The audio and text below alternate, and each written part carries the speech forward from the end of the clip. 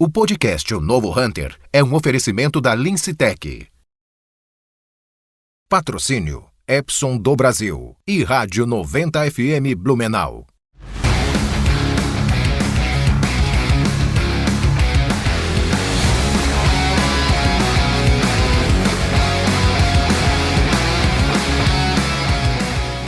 Olá, eu sou Roberto Vilela e você está no podcast Novo Hunter. O podcast Novo Hunter é um programa, com um propósito um tanto quanto diferente do convencional. A nossa ideia é sempre conversar com profissionais que fazem parte da linha de frente dos negócios, pessoas que realmente decidem, e é isso que a gente costuma trazer aqui para conversar com a gente, não é, DJ? É isso aí, hoje a gente vai falar sobre indústria, sobre liderança, sobre desafios de crescimento, com o Luciano da Indaial Papel, da IPEL, Luciano, seja muito bem-vindo. Muito obrigado pelo convite, estou muito feliz de estar aqui com vocês, para dividir um pouco dessa experiência. Obrigado. Legal, a gente sempre, Luciano, tem uma rotina aqui, eu e DJ, a gente chama de pitch, mas na realidade é uma apresentação o mais dinâmica possível, onde o nosso convidado fala um pouquinho da sua história, da sua trajetória. E eu sei que a sua trajetória, mesmo com a pouca idade, ela é bastante rica, Até no nosso bate-papo no café antes ali, a gente já sentiu, DJ? Pô, o cara passou por algumas empresas bem interessantes e certamente vai ser legal você dividir um pouco da sua história com a nossa audiência. Conta aí um pouquinho do Luciano. Obrigado. Eu gosto muito da minha trajetória, sabe? E tenho orgulho dessa construção. A minha carreira toda se formou na Ambev, eu trabalhei 10 anos na Ambev, na fábrica em Lages. Lá eu comecei como operador de máquina e fui galgando meus cargos e de lá saí como gerente de gente de gestão, que foi a primeira construção de carreira. E a gente só percebe o que a gente constrói quando a gente sai e olha de fora, Então, o aprendizado que eu tive dos aspectos de gestão e o que me deu de embasamento para eu tocar a carreira dali para frente foi de fato o que fez a grande diferença. Foi a minha escola, o que deu o start inicial. Da Ambev eu saí de uma indústria, onde eu era o gestor de pessoas e de gestão de uma indústria e fui para o varejo imediatamente. Então eu saí de lá, fui para o Grupo Breithaupt, onde eu fiquei 5 anos. E aí eu digo para vocês assim que foi onde a experiência se tornou cada vez mais rica, porque eu saio de uma empresa totalmente estruturada, para uma empresa familiar. Breithaupt ali de Jaraguá do Sul. Breithaupt, Jaraguá do Sul, Então, assim, foi uma empresa totalmente familiar. Então, ali foi o choque, O choque de cultura, o choque de gestão, o choque dos modelos. E não tem nada de ruim nisso, na verdade, Ou seja, são situações diferentes. Uma coisa é uma multinacional, totalmente estruturada, uma coisa é uma empresa familiar. E daquele momento em diante, eu me percebi, e aí vivendo varejo, que é de novo uma nova mudança, uma guinada muito grande, e eu tive a grande sorte de ser o Breithaupt pela diversidade que o Breithaupt tinha, O Breithaupt trabalhava com máquinas, ferramentas, com shopping center, material de construção, supermercado, então ali me deu uma diversidade, assim, eu tive um choque de varejo, um aprendizado de varejo muito grande num momento numa situação muito específica, que talvez eu tivesse poucas oportunidades como essa.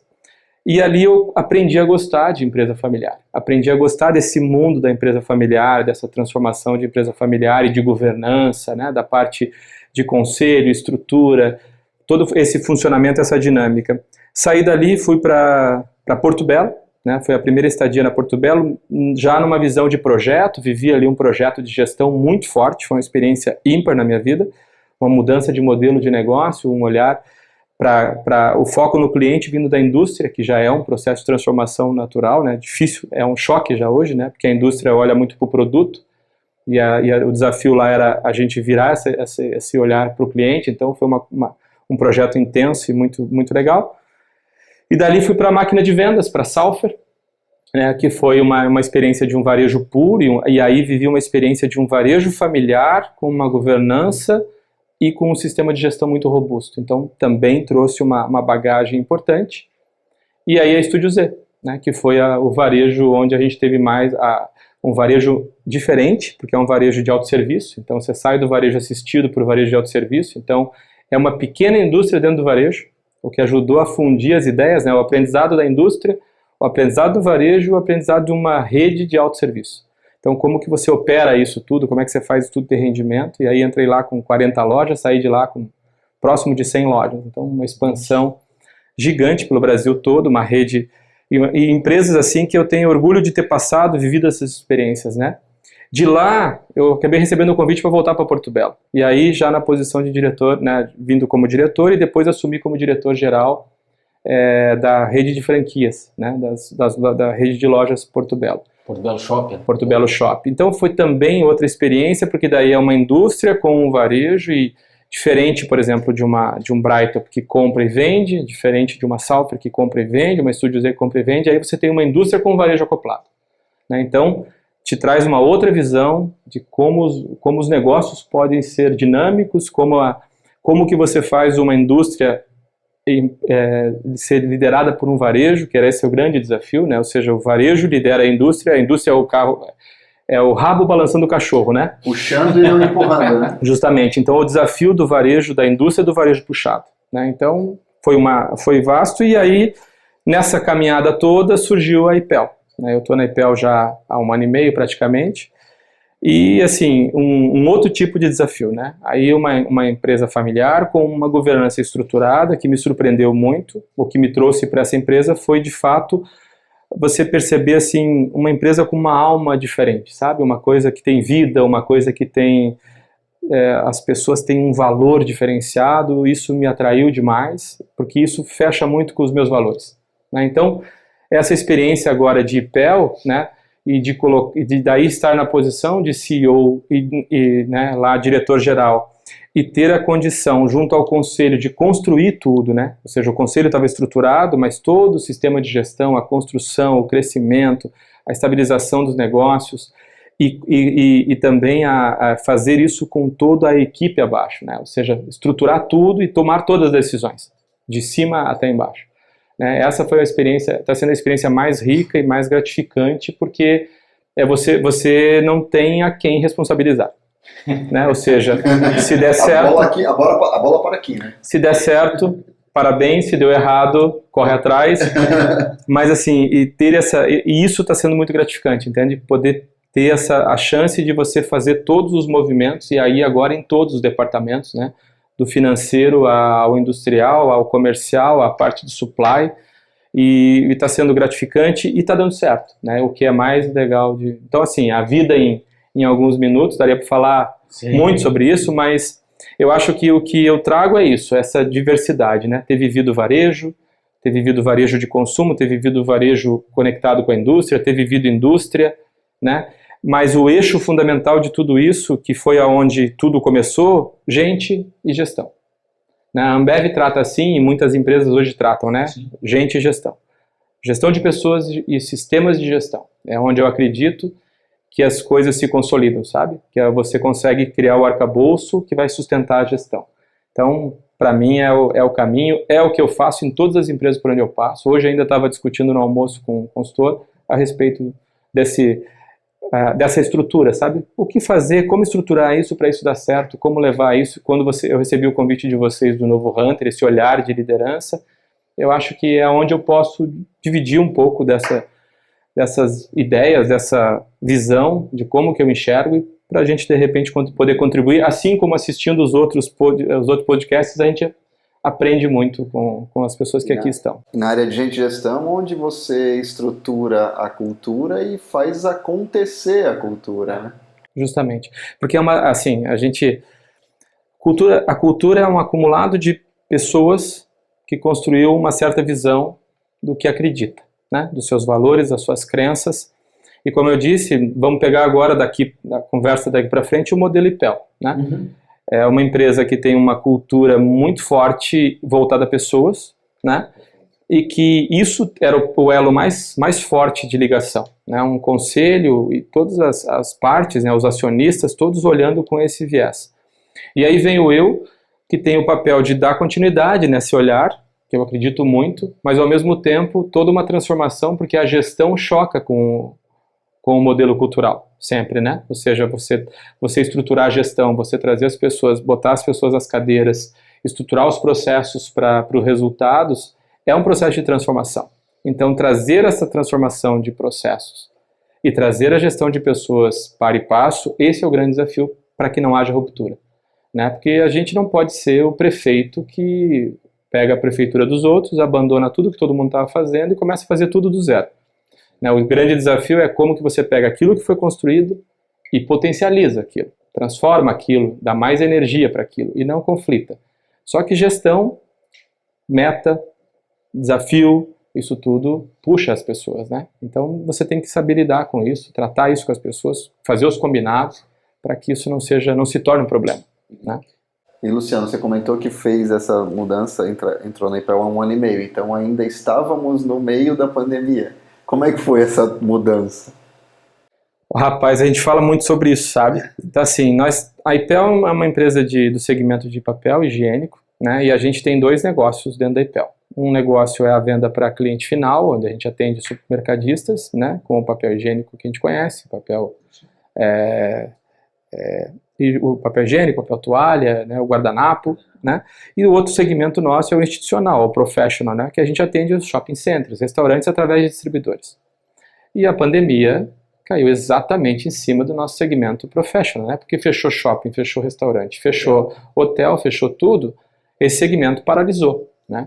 Então eu cheguei naquele momento e nesse momento crucial, onde a gente estava saindo dessa paralisia, porque a gente teve o Covid ali do ano 20, né? Sim, que deu março de 20, que deu aquele impacto, e depois teve o mesmo reflexo no ano seguinte, que todo mundo esperava que a crise tinha passado, ela voltou de novo com a mesma intensidade em 21, de novo ali por março, abril de novo. Exato. De 21, né? Pouquinho depois do carnaval. Pouquinho depois do carnaval. E a IPEL estava numa condição super favorável, porque assim, é uma empresa que está muito atualizada tecnologicamente. Então ela tinha feito, isso também é dado de mercado, né? Ela tinha feito investimentos muito fortes, atualizações de equipamentos e máquinas. Então digamos que a IPEL até 2019 era uma empresa, e a IPEL a partir de 2020 era outra empresa, em termos de porte, de capacidade, de tudo. Só que quando a chave virou, a pandemia virou junto. Então a gente acabou não conseguindo tirar os frutos dos investimentos que fizemos até final de 2019. Então, isso torna-se um problema para o ano seguinte. Então, o desafio era esse, né? Ou seja, beleza, dado que o contexto da pandemia está estruturado, quais são os passos a partir de agora? Como é que a gente recupera esse mercado? Como é que a gente volta a crescer, né? E esse era o desafio daquele momento, porque o institucional nosso chegou a 30%, 40%, né, da capacidade da venda que a gente vinha tendo até aquele momento, sendo que aquela venda era só um pedaço da venda futura, porque a partir dos equipamentos a nossa capacidade era outra. Então imagine que se eu vendia 100, eu passei a vender 40, mas na verdade o meu potencial já era 150. Sim, então eu tinha crescido e me preparado para isso. Então ali foi de fato um desafio. Felizmente, quando eu vivia o desafio da pandemia, o auge da pandemia, as discussões sobre o que fazer, o que não fazer, libera funcionário, faz home office e tudo mais, eu vivia essa experiência na empresa anterior, que foi na Porto Belo, né? Então, quando eu cheguei, esses assuntos, do ponto de vista de gestão de pessoas, já estavam mais encaminhados. Os temas eram muito mais comerciais mesmo, né? Como lidar com isso, como recuperar o mercado, e como estabelecer, e como crescer nessa condição. De retorno gradual ao mercado. E o que a pandemia trouxe para nós e para o mercado em geral, em si, a segunda onda, né? A primeira onda foi aquela letargia, aquela paralisação, mas a segunda onda foi os impactos econômicos que isso trouxe, né? E para nós, o principal deles, que a nossa principal matéria-prima é celulose. Né? E a celulose nossa mais do que dobrou, né? O custo. E o dólar alto e o custo da celulose alto. Então a nossa matriz de produção teve que ser toda redesenhada. Então você entra no meio de um momento onde você tem que crescer. Teoricamente, crescer é pegar a receita que você tinha e acelerar. Mas a receita que você tinha não servia mais, porque se você acelerasse, ela não dava lucro, porque a celulose tinha subido demais. Então você tinha que refazer a receita do negócio, ou seja, como que você ia construir resultado. Sim. E ainda crescer. Né? Então isso fez com que a gente tivesse que fazer uma introspecção, voltar para dentro de casa muito forte, numa revisão geral dos custos, se reinventar literalmente no meio do processo todo e ainda crescer, porque não tinha opção de não crescer. Né? Porque quando o teu custo sobe, só tem uma alternativa, fazer volume. Então como é que você faz volume, se reinventa ao mesmo tempo, né? E isso começou a esbarrar, porque assim, a gente estava tecnologicamente muito preparado, mas faltava a parte digital, né? Então ainda tinha que startar um processo digital, ou seja, sistemas robustos para suportar o novo crescimento. Então eu diria para vocês assim que foi foi uma forma intensa de entrar num negócio, ter que aprender sobre o negócio e ainda ajudar o negócio a se transformar, sendo que você nem sabe ainda direito o que é o negócio, né? Então, mas a IPEL estava muito bem cercada de gente. Então, e aí vem o papel do líder, né? Que a gente fala tanto. Aí vem o papel do líder.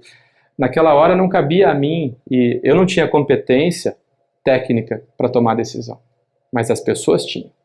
Então era fazer com que essas pessoas sentassem, discutissem e junto delas tomar as melhores decisões. E eu acho que foi isso que a gente fez, sabe? O que as pessoas então entendiam? A gente tinha, na minha opinião, o meu papel era dar os direcionamentos, dar os rumos. Vamos para o crescimento. Então, quais são as formas de crescer? E aí era muito debate interno com a diretoria e com a gerência para as escolhas. E nós fomos tomando as escolhas. Eu acho que acertamos 8 em 10, mas erramos pouco, porque quem tomou a decisão, na verdade, era quem fazia, né?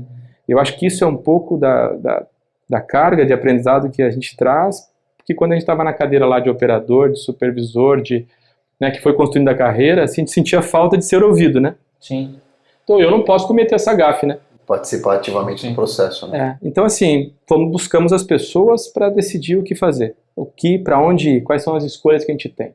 E esse caminho deu certo, né? A gente conseguiu fazer uma grande virada, a matriz hoje é completamente diferente, a matriz de custo, a matriz tecnológica, todo o sistema de gestão mudou drasticamente, teve que mudar, né? Nós não tínhamos a opção, não foi nos dada a opção de fazer A ou B, a gente teve que fazer muita coisa simultaneamente, mexer em muita coisa simultaneamente, então tem um efeito de dor na organização nesse processo de transformação, mas no final a gente conseguiu atingir os objetivos, as metas, chegar onde a gente queria, e a gente felizmente está chegando aí no final de 2022, superando o que a gente planejou, chegando nos alvos que a gente planejou e respirando, sabe? Tá com muito mais tranquilidade, preparado para 2023. Acho que... Legal.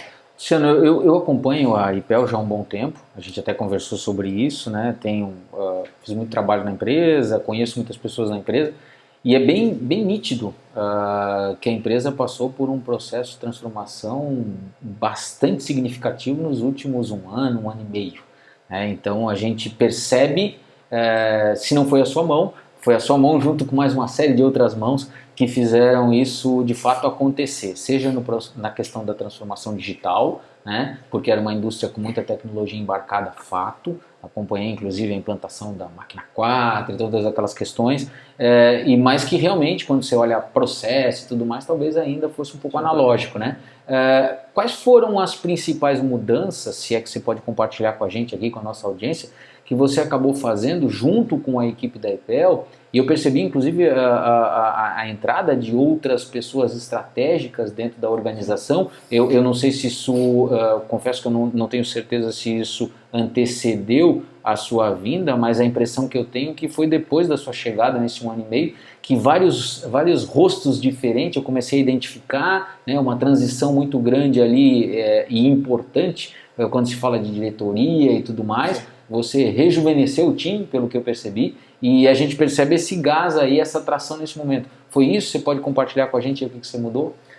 Eu acho que primeiro ponto, assim, eu vivi muitas empresas familiares até hoje, sabe? Até dando um passinho atrás. Uhum. E acho que o grande desafio das empresas familiares é ter a coragem de criar a governança e de colocar os executivos na posição correta.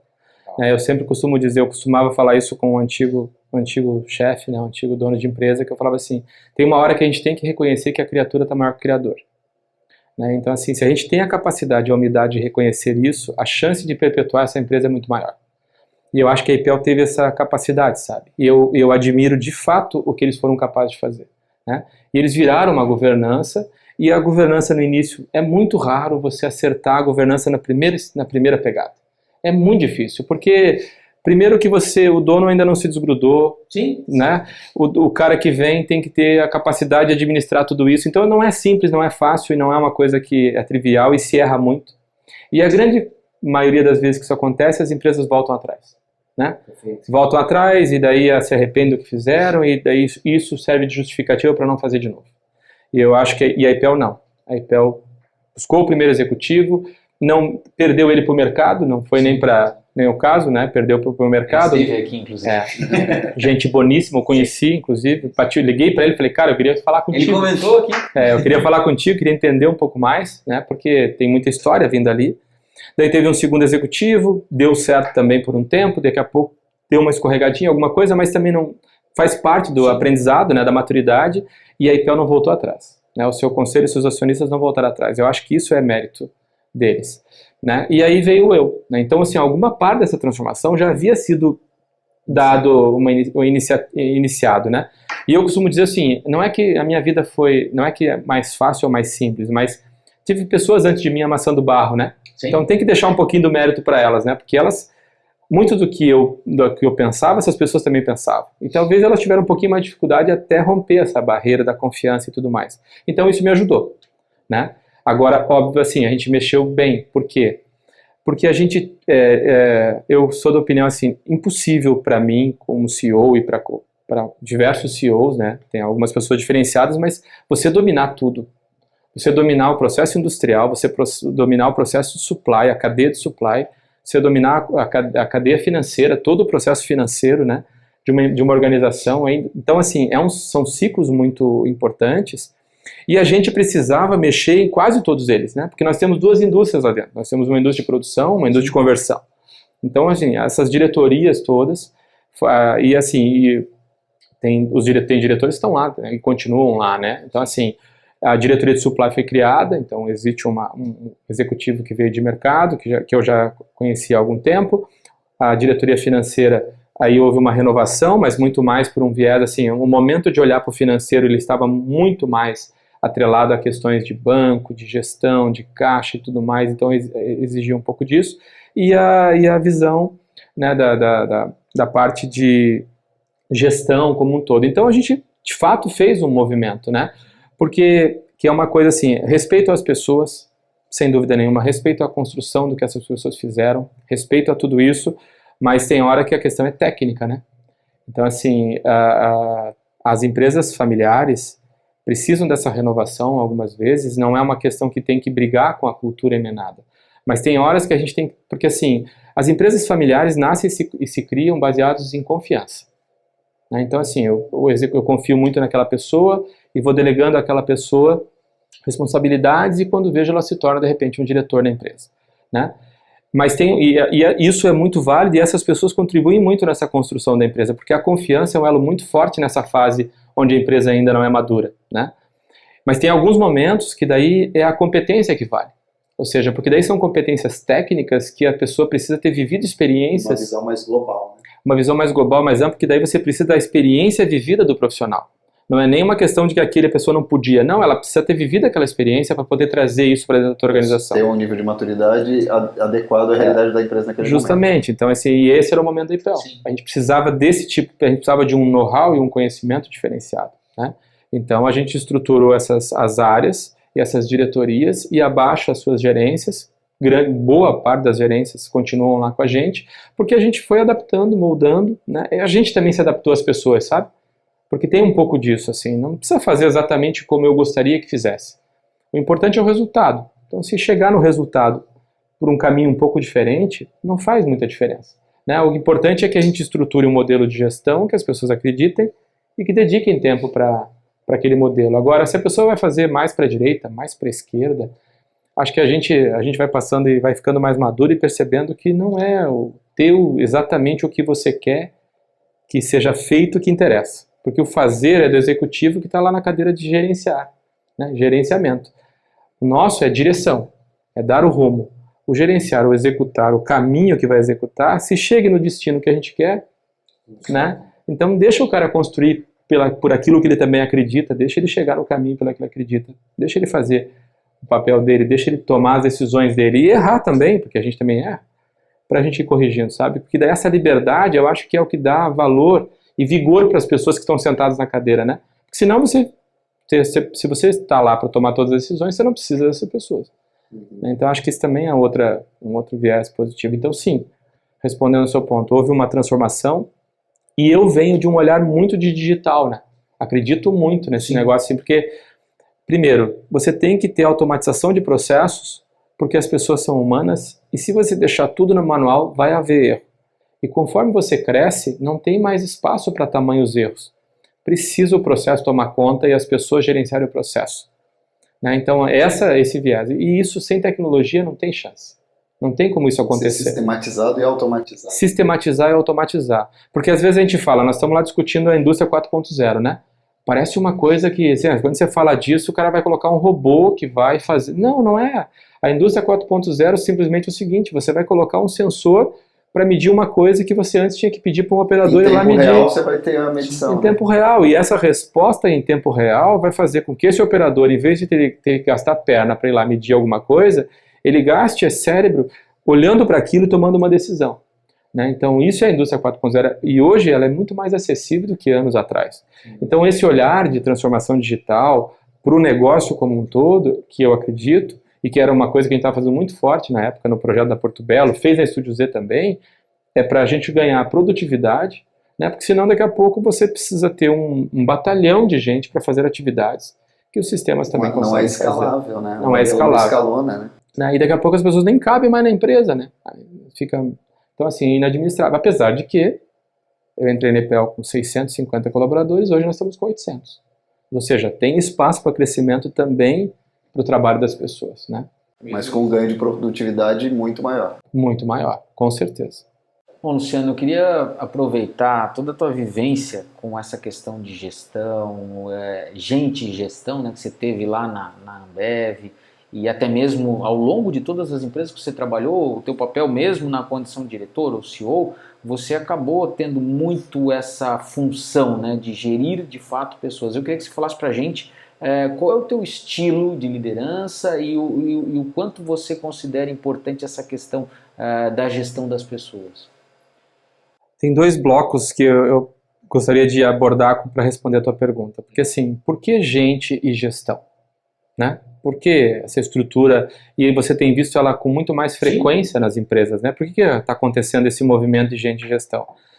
A escola, eu vou falar primeiro da parte de gestão, porque eu vim da gestão, né? Na Ambev eu atuei muito forte na gestão, dentro das áreas de gestão, e aprendi muito e valorizei muito esse aprendizado. Tudo que eu aprendi lá é o que eu replico hoje. E o que eu aprendi, e daí o que acontece? Como eu sou curioso, eu fui tentar entender de onde vem a gestão. Então, todo mundo fala, a Ambev tem o modelo Falcone, né, de gestão, gerenciamento da rotina, de diretrizes, indicadores, KPIs, mas não é só isso. A Ambev segue há muitos anos, né, seguiu em muitos anos, o modelo do antigo PNQ, vocês lembram? O Prêmio Nacional de Qualidade, Programa Nacional de Qualidade, Sim. que veio para o Brasil lá na década de 90, né, por aí, e que trouxe um modelo de gestão que existe no mundo inteiro. Hoje chama MEG, Modelo de Excelência em Gestão. Então, assim, quando fala de gestão, a gente às vezes parece uma coisa romântica, né? O que é gestão? O teu modelo de gestão, o meu modelo de gestão, o modelo de gestão do outro. Para mim, gestão é uma ciência. Né? Gestão é algo que tem uma estrutura, que tem começo, meio e fim. Então, assim, mapeei os processos, conheço muito bem os meus processos, tenho os procedimentos muito bem estabelecidos de como executar esses processos e monitoro os indicadores que vão medir esses processos. Se eu não fizer isso, eu não tenho gestão. Se eu não tiver processos muito bem, porque senão a minha dependência é sempre do conhecimento das pessoas. E aí são empresas movidas por heróis. Né? Se o cara não vier, se o cara não aparecer, se o cara ficar doente, a empresa sofre. Né? Então assim, não dá para ir. E empresas menores, a gente sobrevive com isso. Empresas maiores não tem como sobreviver com isso. Né? Porque daí o impacto daquela pessoa começa a ser muito significativo. Então, gestão é material, gestão é algo sólido, né? Ou seja, tem ferramentas para se fazer, tem métodos para se fazer, você goste deles ou não, porque todo mundo acha que a burocracia da gestão engessa as empresas, né? Mas eu costumo dizer o seguinte, faça a gestão naquilo que é crítico, não é fazer procedimento para fazer cafezinho, né? Mas aquilo que é crítico para o teu negócio, que não pode deixar de acontecer certo, é o que você deve fazer gestão. E deve monitorar, e deve acompanhar, e ter reuniões, e ter comitês, e ter formas de saber se aquilo está dentro daquilo que está esperado. Então isso para mim é gestão. Por que a Ambev traz a gestão junto com gente? Porque o modelo de gestão Ambev é o que abastece a gestão de pessoas. Né? Porque o que acontece? O que eu espero das pessoas na organização? Né? Como que eu encaixo as pessoas dentro da organização? Qual o tamanho do desafio do processo que essa pessoa vai gerenciar? E aí eu encaixo as pessoas no modelo de gestão. a chance de eu acertar a contratação, de eu acertar as pessoas é maior, porque eu sei exatamente o que eu espero delas. Né? Então eu consigo avaliar muito bem essas pessoas, consigo descrever um cargo muito mais claro e consigo estruturar de forma que eu saiba exatamente o que eu preciso capacitá-la, né? Porque eu vou lá no mercado buscar uma posição, encontro a pessoa e ela tem uma aderência de 70% àquilo que eu espero. Então eu já sei que eu tenho que treinar em 30%, que eu tenho que formar esse outro lado, que eu tenho que preparar essa pessoa e não meramente colocá-la na função, né? E isso é uma parte, porque é uma parte importante, ou seja, o que eu espero da pessoa e o que eu tenho definido para ela fazer. Esse caminho ajuda em 50% do sucesso na gestão de pessoas, porque as pessoas são mais felizes se elas sabem o que fazer e conseguem fazer aquilo para o qual elas foram contratadas. Então, ali já tem uma chance de sucesso. A outra parte é comportamento. Aí é a nossa gestão de pessoas, o comportamento, com quem eu estou lidando, como eu estou lidando, porque assim, se eu for o líder igual para todo mundo, metade vai me odiar. Perfeito. Né? Então assim, eu preciso ser o líder que aquele liderado precisa. Né? Então tem aquele que é mais novo, que precisa de mais acompanhamento, um pouco mais de coach, um pouco mais de uma liderança um pouco mais próxima, tem aquele que já está maduro, que quanto mais próximo você tiver, mais você incomoda, então deixa o cara liderar, deixa o cara tocar, né? E saber fazer essas escolhas, acho que é talvez o principal desafio da liderança. É a liderança situacional. Eu sou o líder que as pessoas precisam. Eu digo assim para todo mundo, né, cara? Se todo mundo estiver calmo, eu tô agitado. Se todo mundo estiver agitado, eu tô calmo, porque se a gente estiver na mesma sintonia, isso não é bom. Né? Ou seja, se tá todo mundo achando que tá tudo certo, eu tô ali procurando um jeito de dizer que tem mais oportunidade. Né? E se está todo mundo desesperado, eu falo, calma, vamos fazer as escolhas, isso a gente não faz, aquilo a gente não faz, ou seja, a gente tem que estar ali cumprindo esse papel. Acho que talvez esse seja o principal papel que a gente possa ocupar, né? Porque a competência técnica está nas pessoas, tem que estar nas pessoas, né? E a nossa competência é ter um direcionamento, ou seja, não deixar as pessoas à deriva, né? E ao mesmo tempo se posicionar e ser a pessoa disponível para essas pessoas, ou seja, quando elas tiverem sentido que a água ultrapassou o limite, elas sabem que podem contar contigo, né? Na alegria, na tristeza, na saúde e na doença, né? Então, assim, é isso que eu acho que é papel importante. Fazer esse acompanhamento constante para manter no rumo. Né? E, assim, eu acho que a liderança, o que também ajuda a gente a se tornar um bom líder, eu não me considero um bom líder, eu acho que ainda tenho muito para me desenvolver, mas o que mais importa é que você seja genuíno, sabe? Ou seja, que você seja a mesma pessoa que você fala, que o que você pensa, o que você fala, o que você faz seja íntegro, que você tenha verdadeiramente interesse pelas pessoas, não seja interesses pessoais que são maiores do que o interesse pelas pessoas. Se isso for verdadeiro, mesmo que você erre como líder, porque a gente erra muito, as pessoas vão entender. Vão conseguir viver com isso, entende? Com os teus erros. Porque uma organização é feita disso, né? Feita de pessoas que têm qualidades e defeitos. Né? Então a gente tem que conviver com tudo isso junto. E a gente, como líder, tem as mesmas dificuldades. Né? A hora que tomou a decisão errada, então assim, ter a humildade de dizer, putz, errei, vamos voltar atrás, aceito a tua decisão e não a minha. Então, sabe... A melhor ideia tem que vencer, e não a minha ideia.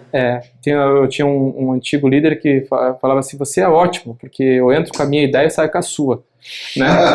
Então assim, mas eu acho que esse é o desafio, sabe? E outra, né? Empoderar as pessoas.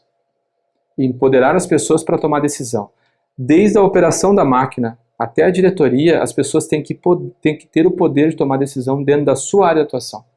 Né? Então assim, não sou eu que mando uma máquina, não pode ser eu que vou mandar uma máquina parar. O operador que está lá na frente da máquina, ele sabe, se aquela condição acontecer, ele desliga a máquina, ele para tudo. Né? Ou seja, se ele não tiver esse poder, e ele depender de um comando para tudo, a gente vai perder muito. Isso tem a ver com o modelo Toyota, né? Que dá essa autonomia, né? Justamente. E a empresa deu um salto de qualidade muito grande em cima disso. E tem a ver com gestão de novo. Né? Claro. Como é que você dá autonomia para alguém? Se você tiver a gestão mapeada, se você souber o nível de autonomia, papéis e responsabilidades. Não é simplesmente dar autonomia, tem que dar condição para a pessoa ter autonomia. Justamente. Então acho que esse é o grande desafio da liderança, mas assim, de novo, impossível ser um bom líder se não tiver uma boa gestão. Porque você vai se perder nesse negócio, né? Você nunca sabe se você errou porque errou nas pessoas ou porque errou no processo. Sabe aonde é que está o problema? Vazios, vai ter gaps, vácuos, né? Então, uma coisa sem a outra eu não acredito que funcione. As duas têm que andar para e passo, sabe? Luciano, e você deu uma boa notícia aqui, né, que as metas foram atingidas esse ano e superadas, né, pela IPEL, super bacana, parabéns. E a perspectiva de futuro 2023, como é que estão as perspectivas e os desafios, considerando um cenário competitivo complexo, em um segmento que a gente conversou com a Luciana, ela falou que está se consolidando, né, com grandes players consolidando o mercado em que vocês atuam. Como é que está essa questão estratégica para a empresa? Olha, primeiro que, se a gente for falar do ponto de vista de Brasil, né, a gente está vivendo sem certeza, né, o que vai ser economicamente. Mas eu ainda acredito o Brasil é muito grande, muito forte, né, então a gente tem oportunidades e espaço. No nosso segmento, em particular, a gente vem vivendo um momento favorável, né, um momento favorável de consumo, um momento favorável o Brasil, essa retomada, porque o efeito que o Covid trouxe também teve uma repercussão que trouxe um efeito positivo depois, né, porque assim, o uso do papel, o papel como higiene, o papel como saúde, tomou outra dimensão. Então a gente também não pode deixar de aproveitar e surfar essa onda favorável. O institucional, o professional, que foi um segmento que sofreu muito na pandemia, hoje ele está no momento de totalmente ao contrário, né? Então o mercado está favorável, e mercado favorável, aí o resto é competência. Como é que você vai buscar esse mercado e como é que você vai pegar a fatia desse mercado? Então acho que a gente está olhando para isso com uma perspectiva muito positiva e estamos prevendo crescimentos fortes para 2023. Acreditamos muito em 2023. Né? Quando a gente olha para o nosso segmento, é o que você falou, a consolidação está forte, né? E a gente vê empresas grandes se fundindo, a Kimberly-Clark com a Suzano, né, que vendeu a operação para a Suzano, e muitas outras que eu podia ficar aqui, porque isso aconteceu fortemente nos últimos 2 anos, por alguns motivos. O primeiro, a questão de custo Brasil, que sempre é um problema para todas as empresas, ficou muito alavancado com a questão econômica do país e com os nossos custos, e a gente é regiado por celulose e dólar, né? Então a variação de dólar que ficou cambial, ficou alta, e mais o preço da celulose que subiu no mundo inteiro, mexeu com esse mercado, e esse custo, que já era um custo Brasil importante, veio para dentro da nossa empresa com muita força. Então muitas empresas fraquejaram e enfraqueceram muito nesse período de pandemia. Abriram flanco. Né? Então, assim, se não estavam muito bem preparadas, se não estavam muito bem consolidadas, ou se cometeram, às vezes, algum erro grave nesse processo, sofreram. Né? Então, empresas consolidadas que fabricam desde a celulose e começaram a entrar no nosso segmento, então, né, a briga de forças já não é mais a mesma. Né? Então, isso mudou de forma drástica, e aí os fortes sobrevivem a esse momento. Então, de fato, isso bagunçou bastante o mercado. Mas quando eu olho para o lado da consolidação, eu vejo um outro viés. Eu vejo a consolidação é ruim, porque ela, obviamente, aumenta as forças para um lado só e diminui as forças para um lado mais fraco, mas, em contrapartida, ela profissionaliza. Né? Então, assim, empresas como essa tem EBITDA, tem acionista, tem conselho, tem que entregar resultado. Então, acaba sendo também um jeito de fortalecer e posicionar o mercado ticho, né? Reposicionar o mercado ticho, que era um mercado extremamente pulverizado, num nível de pulverização até que nem acho que se fosse saudável. Né? Então, uma consolidação não é de todo ruim. Vai obrigar a gente a ter uma gestão mais eficiente, vai obrigar a gente a ter um modelo de gestão mais estruturado para a gente competir com esse... Aumentar as economias de escala. É isso mesmo. Usar mais o recurso que a gente tem para dar mais resultado e a gente se reinventar. Agora, quando consolida, pega uma camada importante do mercado que vai atender. Grandes players, grandes distribuidores, empresas de grande porte vão se vincular a essas empresas fortes e estruturadas, muito particularmente no segmento doméstico, por exemplo. A Suzano agora, com esse tamanho, vai ter 25% do mercado doméstico do Brasil. Vai ser a maior fatia de mercado doméstico do Brasil. E é um mercado extremamente pulverizado. Nós temos pouca representatividade nesse segmento doméstico, apesar de ter um volume representativo. Então a gente muda o canhão. Né? A gente começa a olhar de forma diferente para o mercado, porque sempre há mercado para todos. Né? Para todo mundo. Então a gente tem que achar o nosso nicho e encaixar o nicho. Já fizemos isso, já estamos fazendo esse trabalho e já está dando resultado. E no segmento professional, que é o segmento mais forte do nosso negócio, a gente tem crescido muito porque a gente extrai entre os maiores do mercado. Então ali nós temos competitividade, nós temos condição de fato de brigar de igual para igual. Proteção no mercado. A gente está num mercado onde a gente tem uma participação muito eficiente, muito efetiva. Ali nós temos share.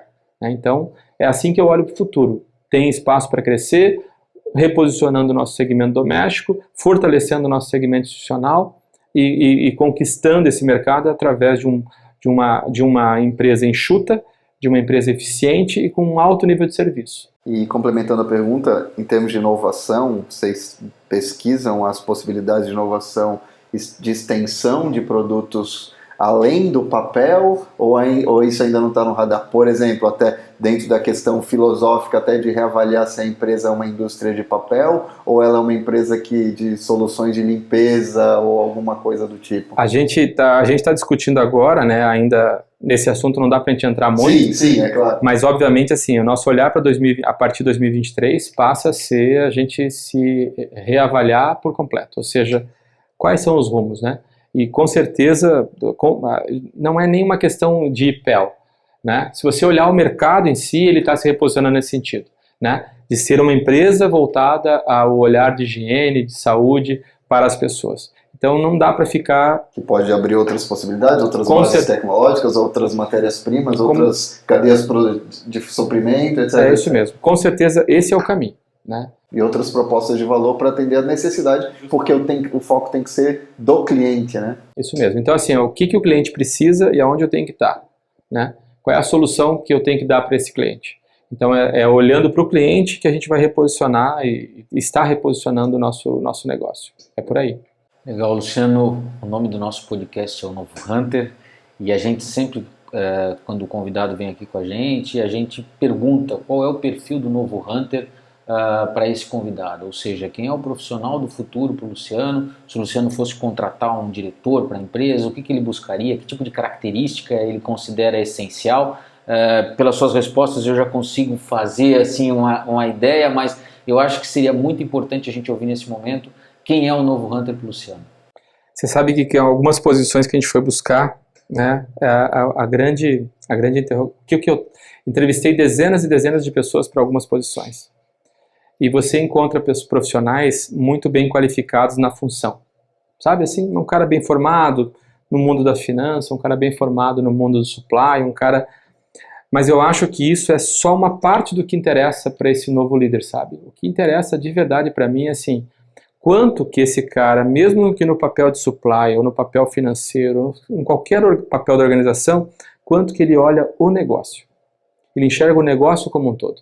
Entende? Porque não dá para você ter uma pessoa sentada naquela cadeira cuidando exclusivamente daquele setor, e por mais que ele seja tenha o máximo de eficiência, é um barco a remo, né? Se todos os remos não tiverem o mesmo tamanho, não tiverem a mesma velocidade, a engrenagem não rodar muito bem, não funciona, né? Então, assim, eu não preciso ter uma estrela sentada em cada cadeira.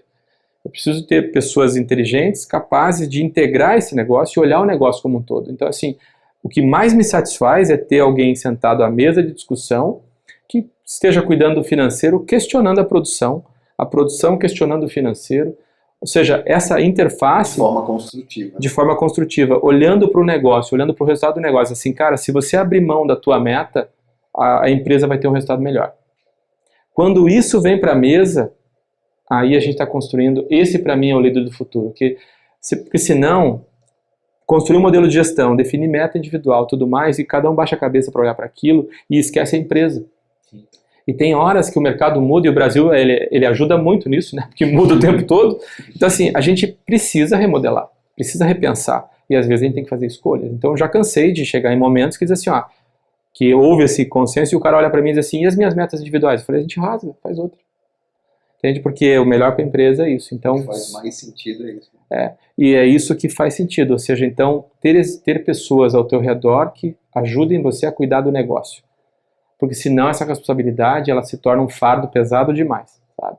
E tudo que você faz sempre afeta alguém, né? Se você puxa mais para a produção, afeta o financeiro, se você puxa mais para o financeiro, afeta a área de supply, as escolhas, né, que você tem que fazer. Então, quanto mais as pessoas olharem para o negócio, mais fácil é tomar decisão. Então, para mim, esse é o novo Hunter, sabe? Esse cara com visão de negócio. Legal. Bom, a gente viu aqui, teve uma conversa muito bacana e rica, né, sobre essa convergência de gente, gestão para gerar resultados de verdade, esse perfil de liderança que é necessário, né, e empresas familiares que precisam ter esse nível de maturidade evoluindo sempre, entender qual é o momento, né, de de passar para o próximo estágio, porque é assim que a gente consegue conquistar novos mercados e crescer num cenário tão competitivo e complexo, né? E passar essas turbulências todas que passou a pandemia, ou está passando a pandemia, mas outras coisas sempre vão acontecer, né?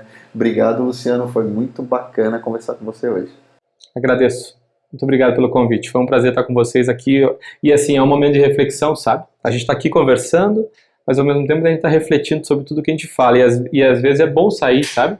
Sair do ambiente organizacional, sentar num ambiente diferente, discutir as coisas, porque com certeza você volta para lá com mais alguma coisa que gerou na reflexão. Agradeço o convite. Legal, Luciano, obrigado. Pessoal, vocês acompanharam mais uma entrevista extremamente interessante com o Luciano, CEO da Indaial Papel, da IPEL. É a segunda pessoa que vem da IPEL aqui conversar com a gente gosta muito de trazer profissionais que de fato fazem a diferença nos seus mercados, que revolucionam, que trazem visões muito distintas. Essa é a proposta do podcast Novo Hunter, pessoas diferentes na linha de frente e que têm coragem de fazer uma série de situações que são necessárias nos seus negócios. Então continue acompanhando o nosso podcast, continue curtindo, continue compartilhando o conteúdo para que a gente comece a ganhar cada vez mais audiência, porque essa é a nossa proposta. E até o próximo episódio.